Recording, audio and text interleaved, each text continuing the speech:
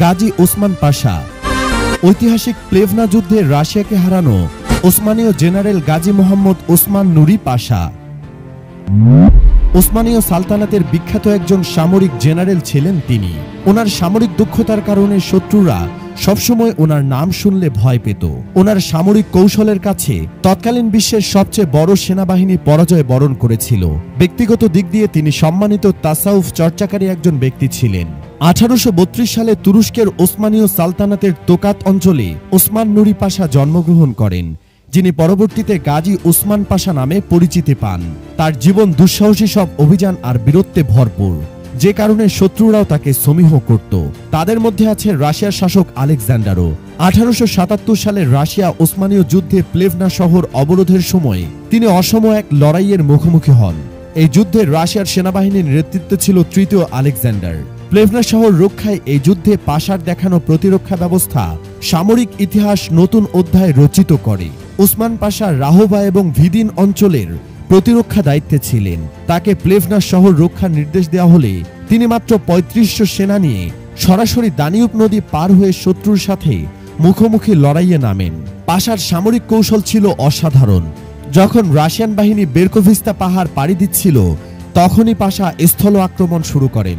শত্রুদের অবস্থানে হামলা করতে করতে তিনি প্লেভনায় এসে উপস্থিত হন। প্লেভনা শহরের অবস্থান ছিল অত্যন্ত নাজুক। পাশা সেখানে পৌঁছে শহরের প্রতিরক্ষা শক্ত করে গড়ে তোলেন এবং রাশিয়ান বাহিনীকে পরাজিত করেন। 20 জুলাই 1877 সালে পাশা সফলভাবে প্লেভনা শহরে রাশিয়ার আক্রমণ রুখে দেন। এতে রাশিয়া 4000 সেনা নিহত হয় এবং 2500 সেনা বন্দী হয়। তিনি ক্ষিপ্র গতিতে প্রতিপক্ষের সেনাবাহিনীকে পরাজিত করে ওসনা নদীর ওপারে ঠেলে দেন। 3 দিন পর রাশিয়ান বাহিনী পুনরায় আক্রমণ চালায়। সে সময় পাশার বীরত্বের সামনে মুখ থুবড়ে পড়ে রুশ বাহিনী। রক্তাক্ত এই যুদ্ধের 10,000 সেনা হারানোর পর রাশিয়ার শাসক সেনাবাহিনীকে পিছু হটার নির্দেশ দেয় এবং রোমানিয়ার সাহায্য প্রার্থনা করে। রাশিয়ার সমর্থনে রোমানিয়া 50,000 সৈন্য পাঠায়। মোট 1.5 লাখ সৈন্য নিয়ে 11 সেপ্টেম্বর ফের রাশিয়া ও রোমানিয়ার যৌথ বাহিনী পাশার নেতৃত্বাধীন স্বল্প সংখ্যক ওসমানীয় সেনাদের ওপর হামলা চালায়। ওসমানী সালতানাতের পক্ষ থেকে আরো 35,000 নতুন সেনা পাঠানো হয়। আবারও সফলভাবে রাশিয়া রোমানিয়ার যৌথ বাহিনীকে পরাজিত করে পিছু হটিয়ে দেয় পাশার সেনারা। প্লেভনার সামনে 12 ঘন্টার ভয়াবহ এই যুদ্ধে রাশিয়া ও রোমানিয়ার 20,000 সেনা মারা যায়।